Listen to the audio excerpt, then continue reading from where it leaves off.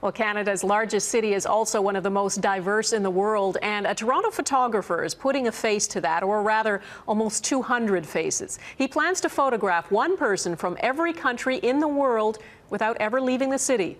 Christina Stevens reports. With every click of the shutter, Colin Schaefer is one step closer to his goal. The goal is to try to photograph the whole world, one Torontonian at a time. So I plan on photographing someone from every country of the world who lives here in the GTA. That means nearly 200 portraits, and he's about halfway there. Schaefer says Cosmopolis Toronto is about how every single person who makes up the city has their own unique story. We accept the fact that, yes, Toronto is diverse, but what does that mean? And so this project is kind of a way of looking at the individuals that make up this concept. 24-year-old Nilford Atakuda fled civil war in Tajikistan with her family when she was a child.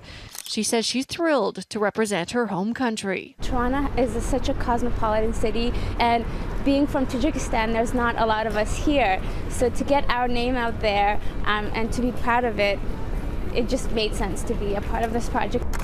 In addition to photographing them in their favorite place, Schaefer snaps pics of his subjects holding an object they feel connects them to their past. Who would wear this hat? Both women and men would wear it. Schaefer finds many of his volunteers, especially from the smaller countries, through Facebook searches. So I feel a bit like a stalker, but I'm not.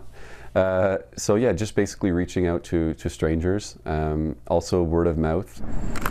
And the response has been overwhelmingly positive. It's just interesting to see that, we live in this city and there's just people from everywhere in the world and everyone's just accepted here, and I love that idea. This project sheds light on how, whether it's recent migrations or it's migrations of the past, these are all important pieces of what makes Toronto or Ontario or Canada a great place. He has his first exhibit in January. Christina Stevens, Global News, Toronto.